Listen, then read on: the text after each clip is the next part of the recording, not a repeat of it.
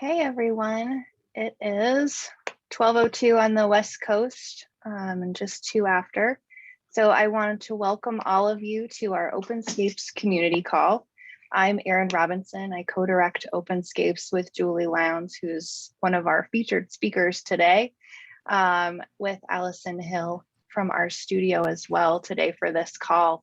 Before we get started, I wanted to remind everybody that we are abiding under the Openscapes Code of Conduct, and that all of you is welcome here. And so we're all learning as we go, and I'm really excited for us to be able to sort of nerd out with Alison and Julie about R Markdown, but all of your questions, all of your ideas, all of that is welcome. And we are respectful, direct and professional, inclusive, and open to learning from others. If you have questions that you want Alison and Julie to answer, topics you want to raise, just put those in the chat and I'll be collecting them for the discussion period. So the way that the call is going to work today, we have a pre-recorded video of Alison and Julie having a conversation. So we'll play that. Then we'll give Alison and Julie a few minutes to react because it's been just a few months since they recorded that. Julie has a new haircut. And in the meantime, and then we'll have a Q&A and discussion. And we have a pretty good chunk of time devoted to that because we really want these community calls to be a discussion for all of us. So with that, Julie, what am I forgetting? Anything else you want to add to this welcome? No, thanks so much, Erin. We're so excited that you all are here for this conversation, and also are so appreciative to Alison Hill for joining us at our Openscapes community call and for sharing all of her R Markdown wisdom with us. So I will go ahead and screen share and maybe while we're doing that, Alison, anything else you want to say to set this up? No, I really appreciate the invite and thanks for this setup. It has been a while since we recorded this video. There's always some angst about watching yourself. but yeah, I'm excited to hear the reactions and especially to hear people's questions about using R Markdown, especially from the lens of scientific researchers, because that's where Julie and I both, I think, are coming from. So thank you. Yeah, great. And we'll be in chat as well throughout the video. So yeah, so there'll be opportunity there as well. Cool. So I will go ahead and hit share. And here we go.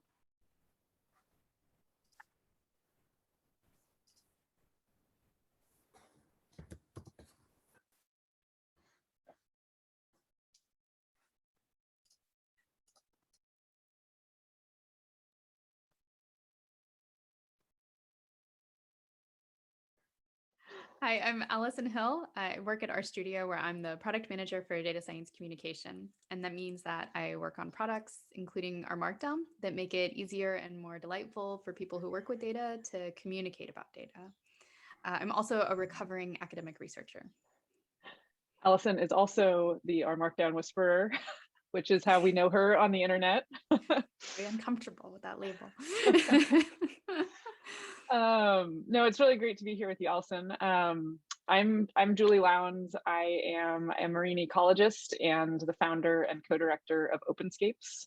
And I'm based at the National Center for Ecological Analysis and Synthesis at UC Santa Barbara in California.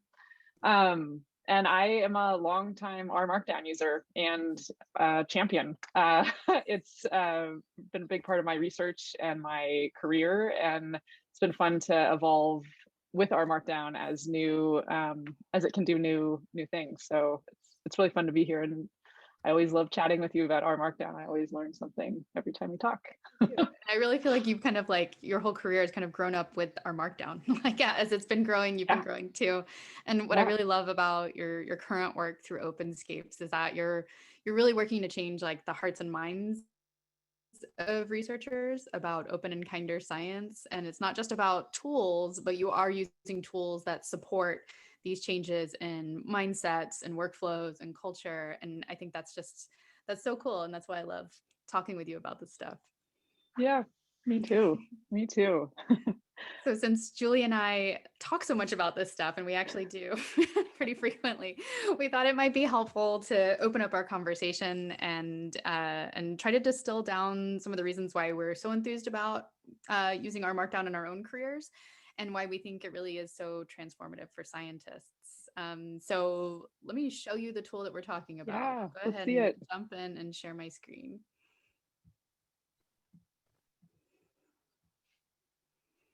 So this is an R Markdown document. Yay! It's a friend. So this is a friendly workspace that I think of. So this is a pretty short R Markdown document, and this is simple plain text, meaning that everything that you see here can be typed with a plain keyboard. What you're looking at is full sentences written in English that are the white parts. So that's just plain text. And then you can see that you also have code blocks in gray. So this is where your R code actually goes. And you can edit the R code just like you can edit, a word in a sentence in the same document. And so these are all together. And it seems kind of simple. But, if you were a scientist and you lived in a world without R Markdown, you would wish for exactly this kind of tool, right? Oh my gosh. You would invent it in your head and you would say, why did nobody make something like this? Yeah. Yeah. And I think that's really, that's one of the ways that it's changed my life. My research life used to be, my mind used to be split in 3 different places when I would be doing analysis. Yes. I used to write my code in a script. Right. I would write my motivation and my notes to myself in a Word document. And then, the code would, output tables or output figures, and those would live somewhere else, right? Like in a separate folder for my figures, or in a separate folder for my tables, or, how did I even make tables? I can't even think about it.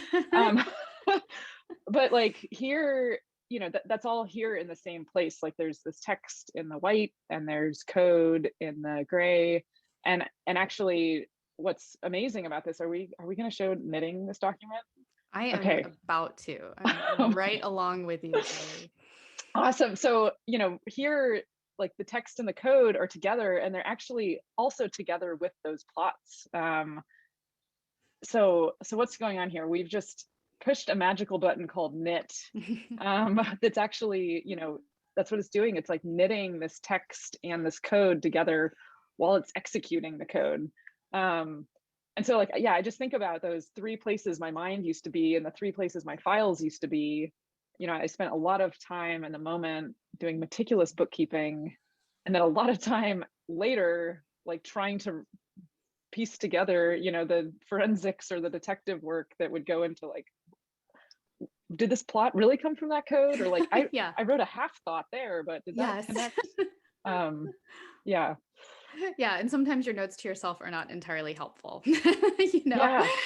But it's like, tell me a pre-R Markdown horror story, and it's like, I had what I did and how I did it and why I did it in separate places, and that was like what my workflow was like too. I would be pretty paranoid. I remember anytime I needed to submit anything that was official, if I had to submit a poster abstract even, or a grant application or a paper for publication, I remember feeling like I needed to do about a week's worth of pretty paranoid cross-checking of the plots, the tables, every statistic that I was reporting, needed to make sure that I knew exactly where it was coming from in my document. And that was just a huge burden that I carried around with me always, because I was always dealing with human participants where samples were kind of in flux, and inclusion and exclusion criteria might be, being applied in different ways. And so I was always terrified that these things were not going to match up. And so for me, when I started using R Markdown, it was like I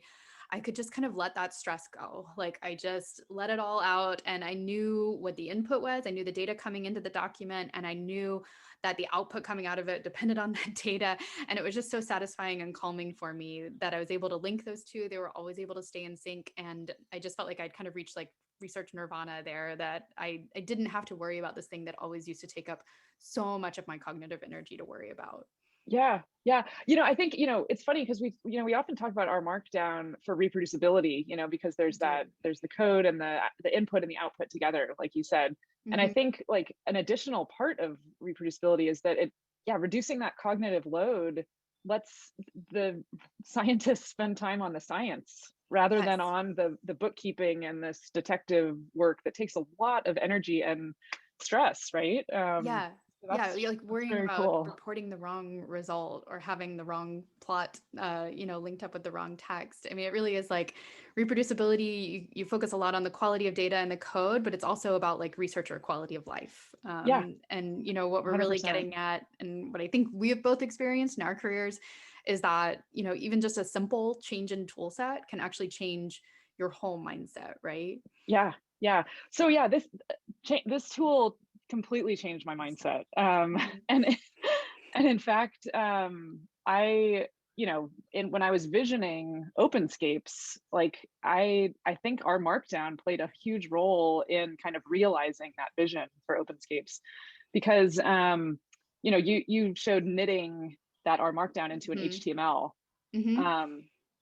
That totally changed the way I worked with my research team, because instead of emailing somebody a Word document with my current thoughts or our current, instructions about our science, right, I could instead create a HTML document and send them to a website where something was always up to date. So I wasn't having to email them a different version or be embarrassed about having to email them again and say, wait, this version, right? Right. Like how soon is too soon to send another email with an updated version? Right. But this rhythm that I got into about having communication be a part of my daily workflow with my analysis, and actually being able to update that often on HTML and through the websites, was a big part of designing Openscapes. And so let me show you, can I show you the Openscapes website? I love the Openscapes website. I do too. It's so great. It's made with R Markdown. It is. It is right here.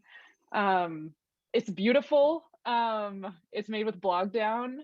So the design of it is lovely, and it's something that I didn't code. And the artwork is lovely and beautiful by Alison Hill. And what this let me do was, I had the vision and the content for what I wanted to say about Openscapes. Right. And then with our Markdown and this familiarity I had with coding and putting things online, let me then have a place to realize that. And here I can, blog and not only, tell my stories, but tell other scientists' stories, and like have a place where these stories can be told. And, knowing our Markdown has been a big part of like visioning this. And like, I'm not a web developer, I'm not a software engineer, but right, I can play one. Yeah, I can play one on the internet. With R Markdown. Let me show you one other thing with R Markdown. Bookdown. Bookdown has been such a amazing game changer too, for writing documents and organizing documents, as books. And this is by some of the champions that have come through the Openscapes program. We talk about codes of conduct, and we talk about onboarding and the practice of onboarding people to your lab, and sort of writing down practices for how people can start contributing to science sooner and sort of become part of the culture. And the Fay Lab here put that into a book. So this is their book of magical secrets. I love this so much, because I feel like this is exactly what I wish I would have done as the PI of my lab, because we have all these pieces in place, but they're usually not in the same place. And usually there's like individual keepers of knowledge of each little bit, and to be able to have a place to collect all those and let people share that knowledge. And this is kind of like the exercise of like writing down the tribal knowledge that research assistants, graduate students, postdocs, every single person that contributes to your research comes and goes and gets little snippets of it. And, just to be able to have a lab resource that evolves over time, that, people can contribute to, and that, grows as the research grows. That's just such a wonderful time-saving resource, but it's also like a great cultural resource for getting everybody to feel like they're part of something bigger. It really is. That's so well said. And I think, like, you know, what's cool too with this onboarding book is that someone joining the lab, you know, reads the contents and learns from it.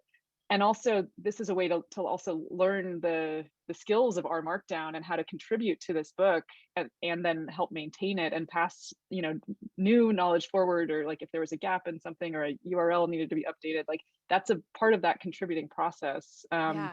Because Both there's to the probably no culture and code the there, skills. right? Yeah, there's no code. There's no R code. Yeah, there's no R code here or in the website. Yeah, yeah, but it's a really neat way to kind of you know, have both the technical skills and the cultural practice together. Yeah. And it sort of becomes part of their daily practice, right? Mm-hmm. And I think that's, for me, I think when I think back about how I started using R Markdown, I think as a scientist, I felt a little bit like an imposter user, like I was using it wrong because I wasn't using R Markdown for writing my actual scientific publications, like my actual papers that were the things that I submitted to a journal and that were, you know, the like up on a pedestal, my published paper. That's not what I wrote in R Markdown, but I used it for all the other stuff in my career and in my research. So I used it like even just, I guess in the past 3 months, I submitted my first paper actually written in R Markdown. That was like a milestone for me. But when I was actually working as a scientist, I used it for, you know, doing my exploratory data analysis, data visualizations, data wrangling work. But I would also do it for all the other stuff that I needed to do that was part of my research career, was like grant progress reports. I did it for my yearly reviews for the Institutional Review Board because I dealt with human subjects data.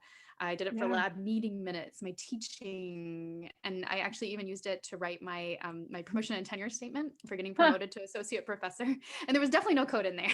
It was my happy place. And I, at that point, R Markdown was so seeped into my workflow and so seeped into how I wanted to do things that I thought, I'm not going to fight with a Word document over doing this document. Like this document is hard enough to write, but I wanted to do it in a way that was more true to my actual, how I actually worked as a scientist. Yeah. That's so cool to hear, like all the different ways you use R Markdown. And I've found this the same, you know, it's like my go-to practice now. And it's kind of hard for me to even describe how much it's changed my, you know, my science life, but also my life. Your real life. My real life. You know, I've tried, you know, I was thinking about this in terms of like how much like your smartphone has changed your life, you know, like how have your habits changed since you've had a smartphone in your pocket? There's maps on there, there's a camera always with you. Does that make you, you know, if you get lost, are you not lost as long because you can access a map?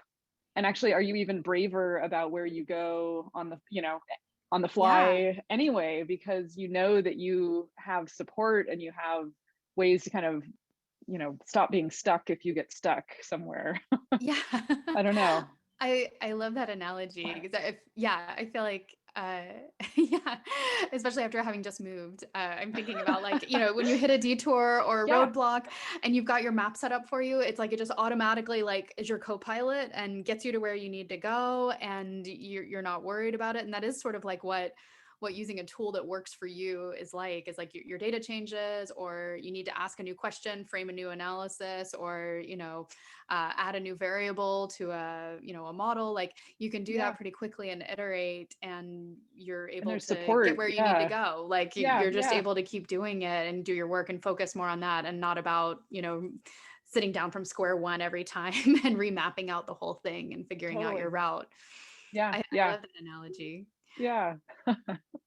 So I know in this video, we talked a lot about big ideas, but of course we both know, Julie, that it's always different when you actually are staring at a screen and you have this blinking blank cursor and you're like, oh no, what do I do?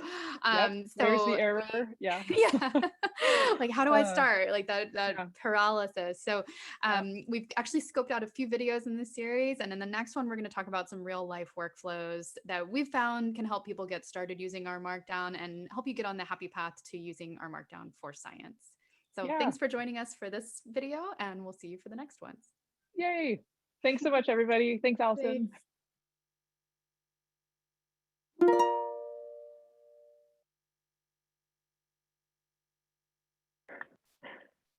All right.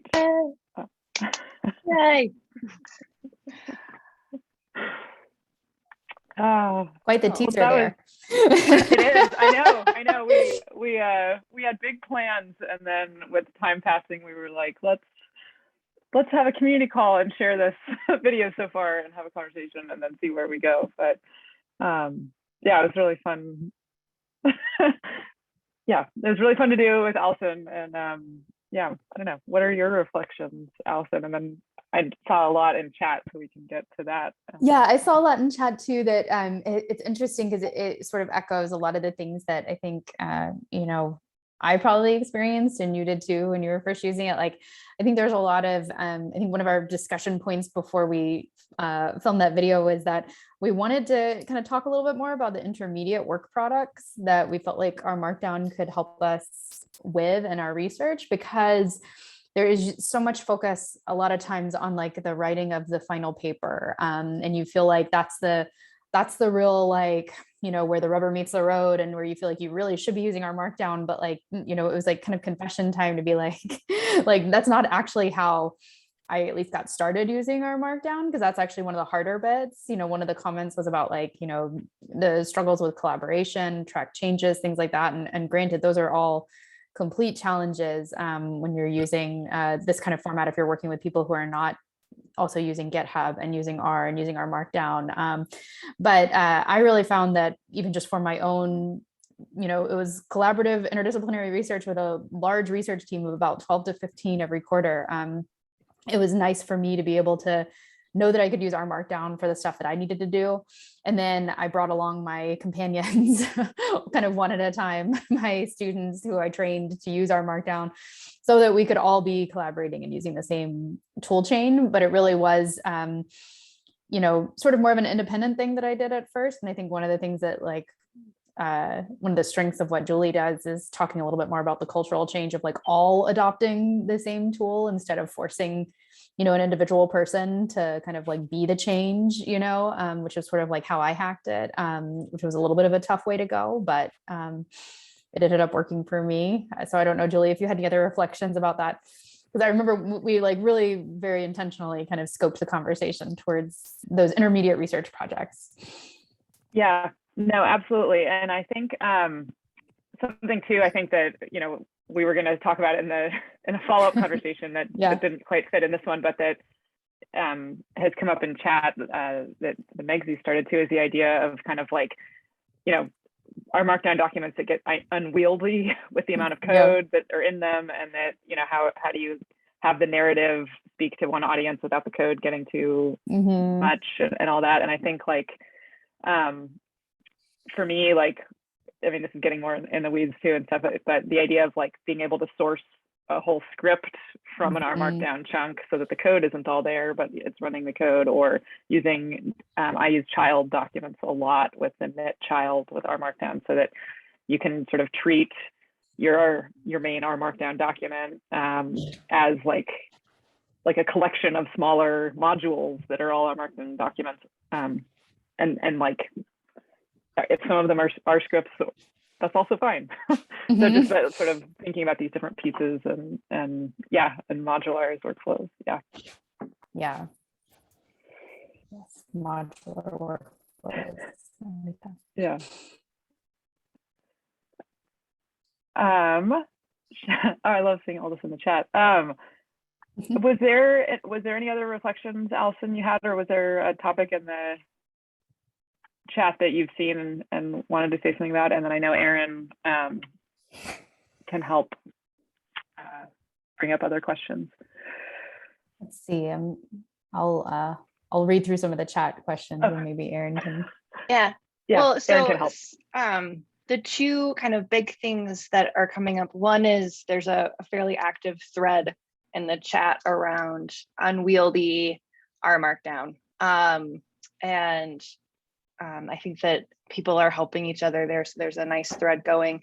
The other question that we have is around, and you just touched on this a little bit, around using it for collaboration. And so there was a question that came in ahead of this about wanting to render our Markdown into Google Doc, but I wonder, Alison, just sort of more generally thinking about how to use it as a collaborative tool, and how we might be thinking about versioning and that kind of thing.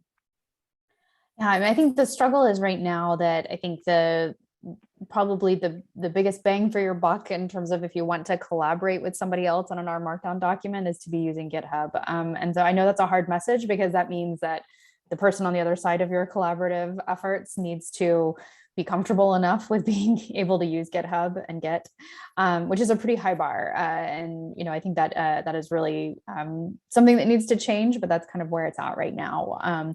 So I think there's large benefits from learning to use Git and GitHub, but obviously, like in my past life, when I was a researcher, I was collaborating with a senior PI who was 65 years old and was definitely not going to start using Git and GitHub for their career. Like, it just wasn't worth this person's time to learn the basics of setting this stuff up on their computer so they could collaborate with me and do what they could do effectively in Word.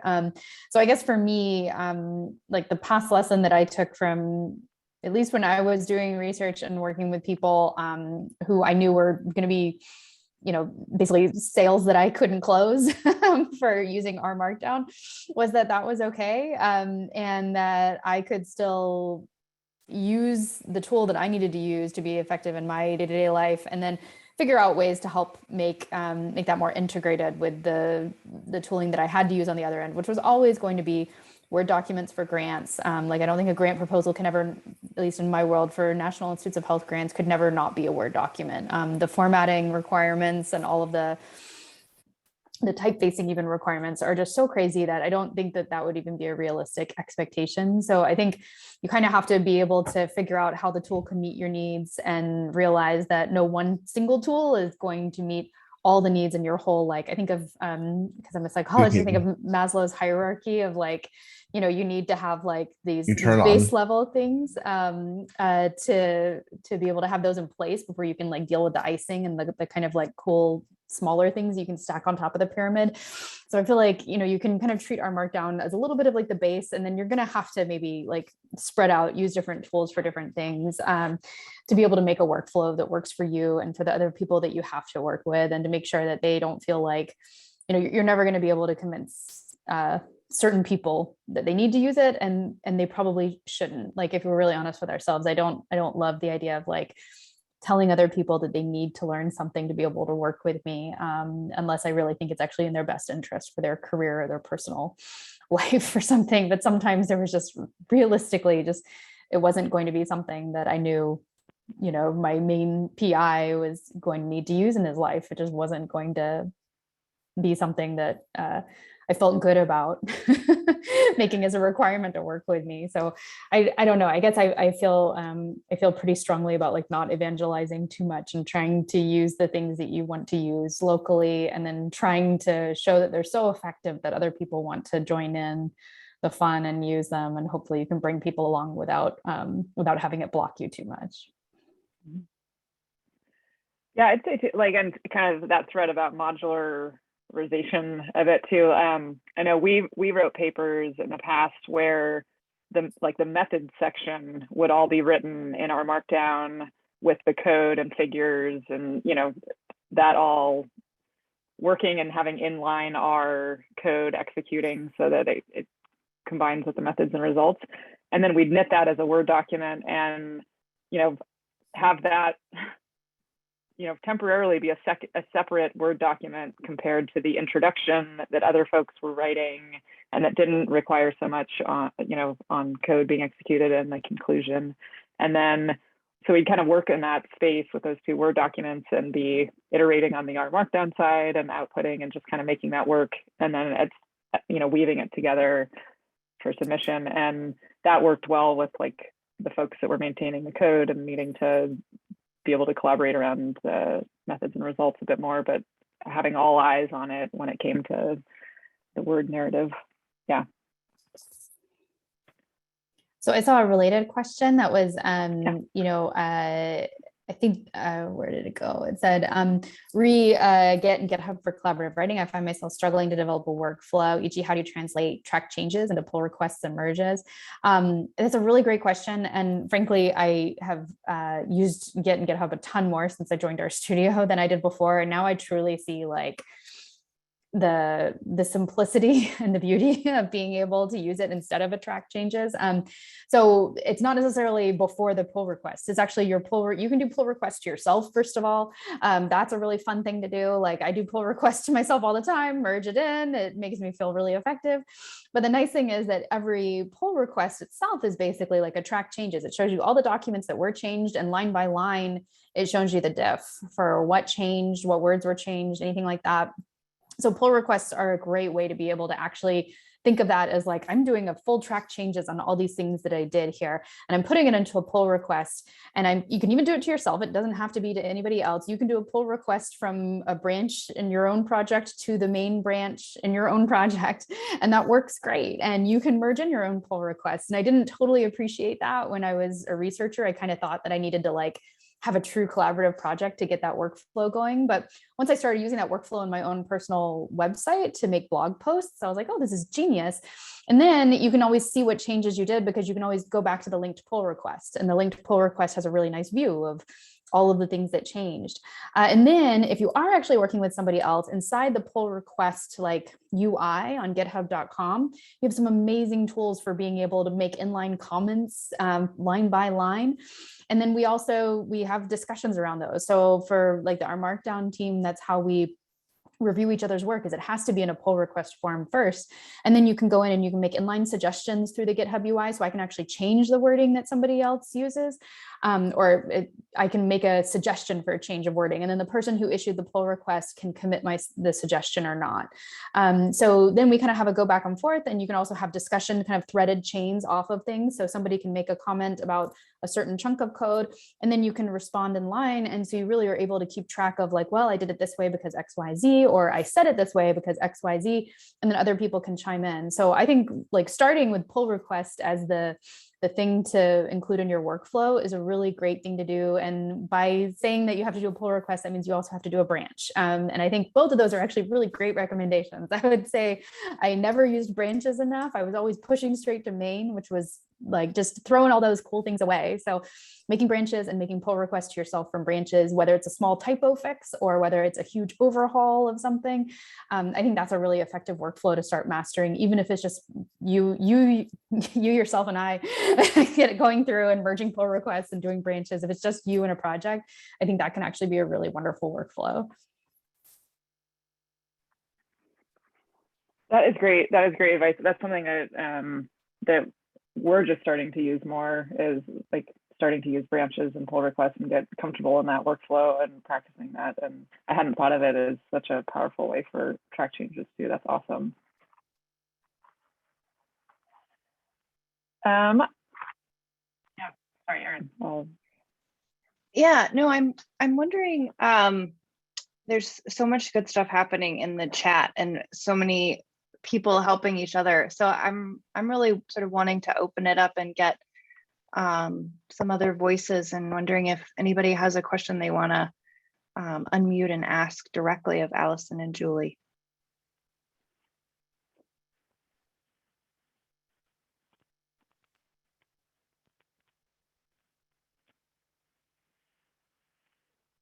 I feel semi-affirmed because I feel like a lot of the stuff in the comments are exactly what we were scoping out, Julie, when we were talking about the next in the series. I see Perl, child documents, all of those things. So maybe we were actually thinking more clearly about what the next video should be. This is very helpful.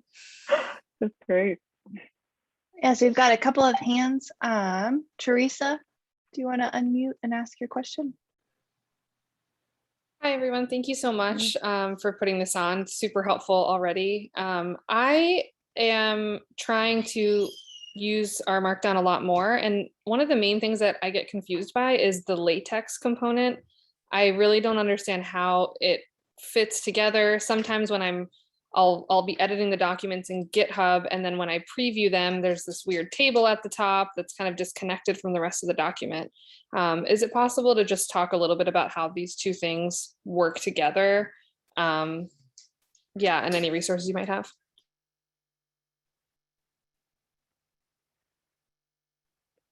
We could. I don't. That doesn't sound familiar to me. Like I've seen a lot of bugs, but I haven't seen that particular bug.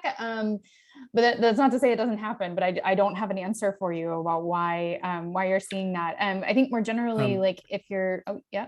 Oh, I think I know what the weird table is. Oh yes, please. It's wait. Let me actually just add a face to this. Thanks. Hi. Hi. Thanks for everything you're doing for Markdown and all that. Oh, yeah. The weird table might be because you're using the Markdown preview in GitHub, and GitHub knows about Markdown, but doesn't know about R Markdown's front matter. So it doesn't know about the YAML header. It doesn't actually break anything. It just doesn't know how to display it properly. Yeah. So don't worry too much about that weird thing. Oh, okay. So it's a inside the GitHub UI when you do a Markdown preview. Oh, okay. Yeah. Yeah. So I think, generally if you're editing things on the GitHub UI, just to keep in mind that you are just using plain Markdown. And, if you're editing things in your R code or anything like that, like anything that needs to change that way needs to be re-rendered. And then in terms of LaTeX, like I have to admit that I'm blissfully unaware largely of LaTeX other than for like using equations. So I think I've interacted with it probably less than other people have. So I don't know if I think essentially what our Markdown does at a really, really basic level is it allows you to use what's called pandoc to be able to convert your document from some format that is kind of more universal to any other formats that you want, like HTML, PDF, Word document, all those output formats. So it's using that pandoc under the hood. And then we add in that ability to be able to use LaTeX kind of before it hits that pandoc step. So I think depending on your use case and what you're trying to use LaTeX for, it's kind of like a building block that goes ahead of that. And so I don't know what kinds of uses you have for it. If it's like you're adding in, like some people kind of have to add in like certain libraries, like using certain packages basically with LaTeX to be able to add those capabilities in, or if you're trying to use basic LaTeX, but that's kind of the most in a nutshell version of it. But I try to use LaTeX as little as possible, frankly. I'm more of an HTML person.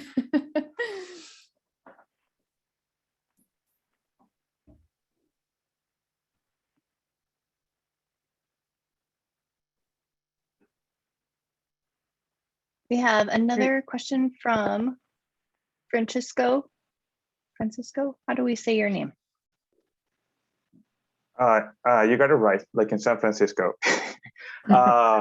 Thank you, all of you, for putting this together. And my question is a little bit like less about coding, but I'm really curious about this community building superpower that this sort of communication infrastructure creates, because it sounds like great for collaboration among scientists. But I'm also seeing that, like on R Markdown, you can create web pages, you create visualization. So you have a lot of opportunities to engage beyond the scientific bubble. And I wonder if there's a place where all these reflections about this community building and engagement that could be possible through these communication infrastructures like R Markdown are happening. Is there a place where we could find testimonials or ideas or experiences in terms of community building around it? That is a good question, Francisco. I don't know. Alison might have ideas too. There's other folks on the call, like putting Steph Butland on the spot. There's a lot of cool community building and communication around our Markdown, but I don't know like one single central place where those stories are told. Does anybody else have an idea? Allison? It might be more tool specific too. Like I see more people, kind of building a community around like the Jupyter ecosystem, and then the R Markdown ecosystem, which I think Openscapes is kind of part of that larger conversation as well. And then there is kind of a budding open source community around Pandoc and sort of open source publishing. I'm trying to, I can't find the link to it right now, but they have an event coming up in October this month. And I think it's kind of organized by some of the people who are the core contributors of Pandoc. So I think that would be a more like, tool agnostic way to kind of try to find an inroad into that community. But I think it's definitely an area where I would love to see like more people, having kind of more domain specific conversations around these tools. Because I think there's a lot of different Open Pub Fest. That is it. Thank you, Julie. So this is put on by a group, or is this one I was thinking of? Propose an event. This one might actually not be the one I was thinking of, but this is a great one also. Yeah, it actually is different. Cool. I'll have to find the other one. So this one I don't think is necessarily the one by the Pandoc people, but I'll find the link to it. It's in my Slack. But I think for me, like I came from this this place of being in psychology and feeling like I was all alone, trying to find out like how people could possibly use these tools in psychological research. And it took me a while to figure out like the places where it made sense for me to insert in my workflow. And I imagine that different domains have different places where that makes sense. And especially like if you are using LaTeX or some of these other like kind of fancier add-on things, like what are the typical things that you need to add on to be able to, make this car drive for you? I think that's kind of, those are the tougher conversations for me that I always wished there was space to have those. I wished I could always find somebody else in psychology that was doing what I was doing.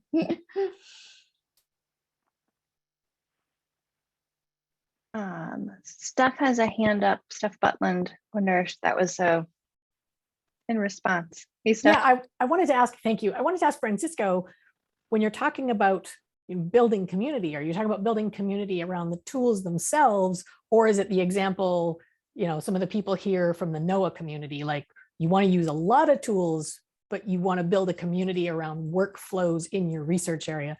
So I'm wondering if Francisco could comment on that.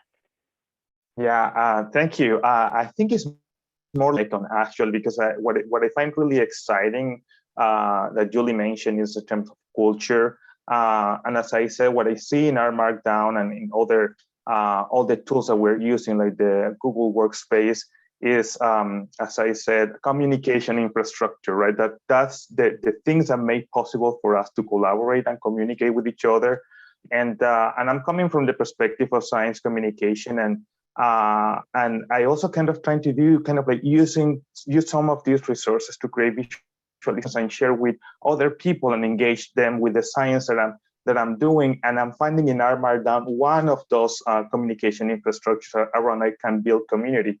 But it's not the only one. But I haven't found like, for instance, just to give you a clear example, I'm looking at R for Data Science, the book, and they have the last section of the book is communicate. And it's all about the visual aspects, about how to make things, more digestible. But there is not a section on engagement. How can you use these tools to engage with broader audiences? How can we, take or harness the power of this visualization or sharing a common coding language to build those communities in places like NOAA or the USGS? The USGS, for instance, is also amazing things with visualization with water, but what does it take? How much flexibility do we need to have as a scientist to embrace all these tools and be open to share and even kind of go through the hurdle of learning GitHub? What does it take for us to make those jumps and build those cultures and communities? So, well, I hope that wasn't a long ramble, but that's kind of like where I'm coming from with that question.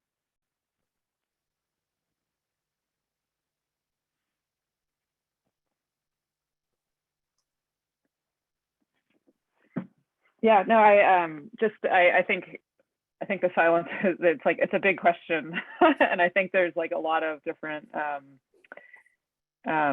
threads working on that. But I think too, yeah, that the idea, something, I think Alison and I both talked to Hadley Wickham about, in terms of that R for Data Science and that graphic that's part of that book that's so, for me, like life-changing about how to think about data science, is that, communication is like one thing at the end, whereas, I think R Markdown specifically can help make communication like the underpinning thing throughout. But then additionally, there is like a final communication in that. So that's something we've talked about, is just how communication is like throughout that whole book. But thinking about community engagement is another piece. Do you want to screen share real quick so people can see what the graphic is, just in case? Yes. Like I have it Yes. burned in my brain, but I know. Yes. But also that is my single beef with that graphic is I want like communication to be at like after import, after tidy, after model, after visualization. I want like communicate to be offshooting for every single one of them. I feel like every single one of those nodes in that graphic should have a communicate aspect to them. And that's kind of part of, you know, the challenge of figuring out when a tool can be useful to you, for what purpose you need it for. I think it's an introduction. Sorry. Introduction. Sorry. I think it's the first. It's got a beautiful look. Yeah, this graphic.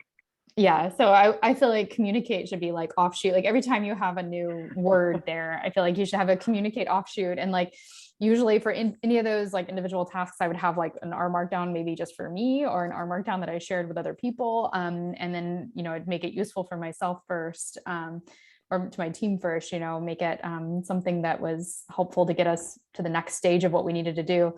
And then putting it at the end makes it seem like it's for the final like scientific communication, the final article, which oftentimes I did not actually use R Markdown for.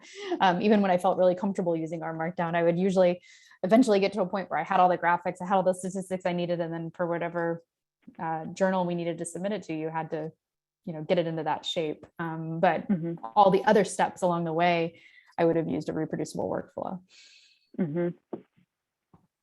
Awesome. I know we've got a few other hands up.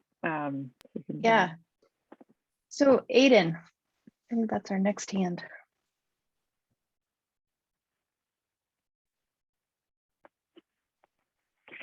Surfboard. Okay, I can't hear you. I think you might be muted.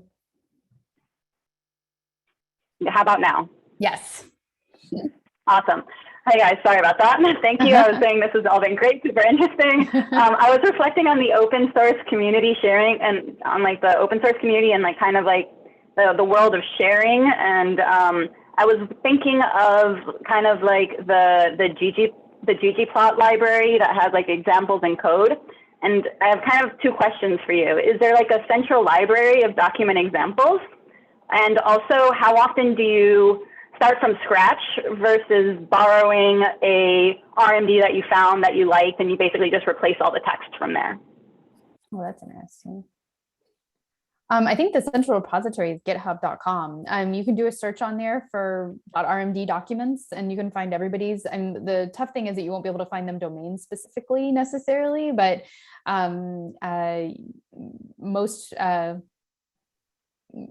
most of the ones that you find with .rmd will have some code and text in there that are good models. And I think, you know, some I see are like, ooh, I wouldn't do that. Like it's got a lot of, you know, like code in there and I maybe would do it differently and reorganize it. And others I'm like, oh, wow, this is like amazingly rich because it's got all the stuff that you would need to reproduce literally everything in this, you know, in this article or this blog post. So I think there's a lot of great examples out there. Anybody who has a Blogdown website has all of the source code for anything that includes our code in it on their website repository. So I definitely often go back to the source code for people's blog posts to be able to see exactly how they made that figure.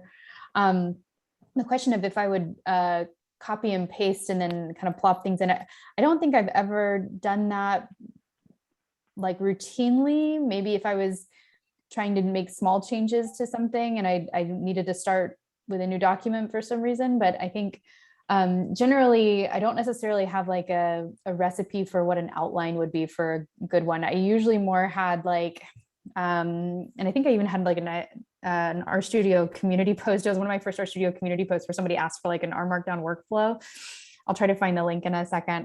But I would usually have like more like my files were named a certain thing. And I would usually try to have my project hierarchy and organization dictated by my file structure. And then within an individual R Markdown document, it was like whatever I needed, whatever headings I needed, whatever code I needed. So sometimes they were mainly about making plots. Sometimes it was mainly about wrangling. Sometimes it was all trying to figure out how to import this silly data set because it was giving me problems. Or maybe I'd have one that was just about making tables because I started making a table and realized that I needed a lot more code than I wanted to put in this other document. So I started up a new document. So I think the modular workflows really was something that I did actually really embrace. I would usually try to come up with, piecemeal things that I could accomplish in a document and keep them there, and then label the document as such so that I could keep track of what that document did. So if I was doing like a linear model and then I wanted to do like mixed effects model, I'd probably label the document that, and then use the same processing script to make sure that the data is the same, but then kind of start anew and try to, I think I'll say one thing that is more of a philosophical statement, but it's that I think a lot of times when people worry too much about like which format to use, should I use R or should I use a .r or .rmd, or like how should I organize this? Usually my advice is like just do whatever you're going to do, like just go for it, just start writing and just start using it, and then you'll come up with your own format that actually makes sense to you. And that's kind of the best way to form your preferences, is just to try using it, see what's useful to you, because there's no necessarily like recipe here. Like I can't say that I have a recipe for like when I start an R Markdown document where I know I'm going to get to, but certainly for once you start using it, you'll have your own preferences for things. But I have like a recipe for what makes a good blog post for me that has data, something like that. Like I have kind of specific recipes that I would follow a format for. Does that make sense? I'll try to find that community post because it's kind of funny to look back. It was before I started working at RStudio.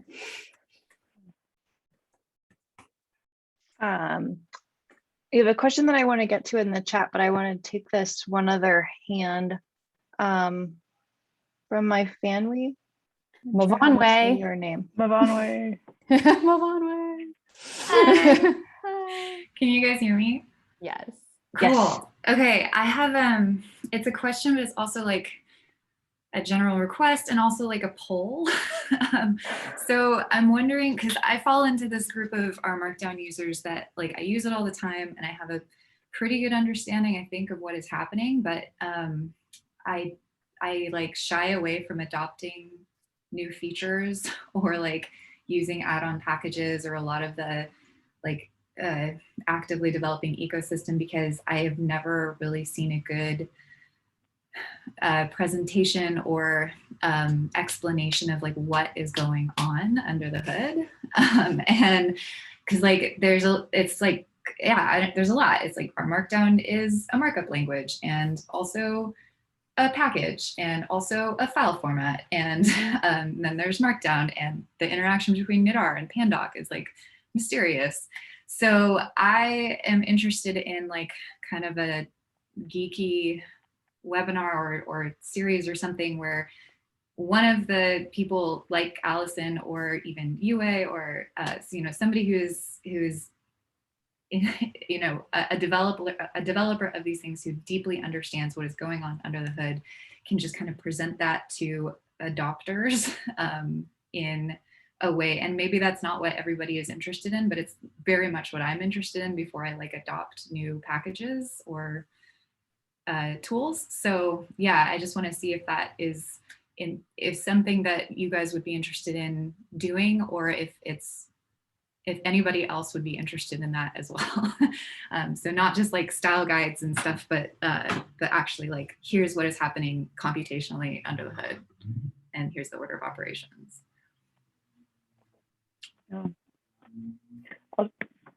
I know you're asking also, I'll just chime in here quickly too. I'm with you. Like, I feel like I'm a very prolific R Markdown user, but I'm not a power user. Like I do it my way and it feels great. And then I learn about, I'm like, parameters, those seem really powerful. Are they something I need in my life? And, like just seeing folks chatting about that on Twitter and seeing examples, I'm like, oh, you know what? I'm not creating the same report for different parameters. So that's something that's, I feel okay about letting go right now. I'll try something new and it won't work. And I don't know if it's not working because there's something unique about my code, or if it's, if I knew more about what was happening under the hood, I might be able to debug it. I think probably like just speaking to trying out a new tool, we build in templates for every new format, and those are the best way to get started. And even for not RStudio, our Markdown output formats, like I found myself recently needing to learn Openscapes, and I wish I had known that there was a built-in template. I should have known because we do that, but I didn't realize that there was. And that was a really great way to get started. So kind of trying to separate it out from inserting anything that you want to do, but just saying like, I'm going to spend like 20 minutes and download the package, open up the new template, see how they've structured it, what the YAML looks like. I mean, I think one of the big problems that we have is that YAML is very hard to document. And we recently went through this on the our Markdown team when we created all these new package down sites for all of our packages, because we wanted to help users be able to see the help reference documents online a little bit easier. And we ran into these problems where we're like, well, we can't document YAML very easily. We're actually building some stuff into the IDE to be able to better debug YAML. So there's gonna be like some autocomplete, some help functions, and some like warning messages on the side of the IDE when you use the YAML key that's wrong. But yeah, like your mental model should be that there's our Markdown package is, and I wish I could share my slides from like every R Markdown workshop that I do starts off with like, what is R Markdown? It's a package, it's a language, it's and maybe my problem is just I haven't looked at enough of those presentations yet. Well, it's something where you feel like I feel like I say it all the time, but I know that not everybody knows it. So I'm trying to find like any example that I have just so I can like have a visual to riff off of for a second. Let me see. R Markdown for pharma website. Can I share my screen, Julie, or you can? Yep. Am I going to be blocked? I also want to be conscious of time, so we're at the like 2 minutes to the end of this call, but go ahead and share, and we'll have this as our last question. It's giving me a block for some reason, but it's because I'm on a different computer. But I can share the link in the slide. So like, here's where I would normally start. So I guess my first thought is that usually when I talk about this stuff, I talk about all the different things that our Markdown could be, but also like, it's okay if it's a little bit of wizardry to you and you use what's helpful to you. And if you're ever starting to use a new package because you think that the output format is useful to you, you know, the best way to discover more about it is to look at the documentation online and figure out what are the things. We usually try to follow like a typical workflow in terms of documenting the YAML and then documenting some of the interesting things that you can do in the actual text itself. So sometimes we've enabled some interesting things with knitr or, you know, some different like Markdown shortcuts or something. But really, for the most part, our the ones that come out of RStudio are all like each additional package is basically taking Pandoc and something you can do with Pandoc and then injecting something additional that we want to make easier for people to use that other people can use that are not our users, but we want them to be able to inject R and R Markdown into it. So like Blogdown, for example, is R Markdown plus making Hugo. Shringen is R Markdown plus using Remark.js for slides. Flex Dashboard is, I believe, using a grid CSS layout in addition to R Markdown. So you get access to these additional things, and they're things that we don't want to build into the main R Markdown package because they're dependencies, they're more things. So we've made it so that each individual package gives you like these superpowers for this one specific tool. So a lot of times when you have a slide deck versus a Flex Dashboard versus a Bookdown, you're going to have different metadata and different YAML keys that you need for that, because that just kind of is how that format works. Like a slide deck would have, you know, a title slide, a sense of a title slide, for example, whereas a Flex Dashboard doesn't have that, but that might have column and row layouts, whereas that doesn't make sense for slides. So there's definitely like a little bit of spelunking that unfortunately I think is kind of a natural process of learning a new format, but definitely starting with a template and making sure that you can knit that. If you can't knit our template, then file a GitHub issue, because that's our problem. That's not your problem. But once you start injecting your own code and changing YAML stuff and going kind of a little bit off grid or feeling like you're flailing, then it might be that, you know, kind of scale it back. I always go back to the template and make sure I can knit the template even when I'm troubleshooting anything. Yeah. Great. Thank you so much. Yeah. Alison and everyone. Sorry, Erin, to cut you off. No, I was just going to say the same thing. I put some links in the chat for the ability to follow Alison on Twitter, to follow us, to get on the mailing list. But we really appreciate all of you who showed up and your time. I know that people are dropping off now, but thanks so much, Alison. Yeah. Thank you all. This was very fun. Yeah, I love chatting about R Markdown and learning from you. So thank you. Bye, everyone. And we'll save the chat. There's a lot of good stuff in the chat too. So Perfect. Yeah. Cool. Yeah. Thank bye, you. everybody. Blog post. Thanks so much.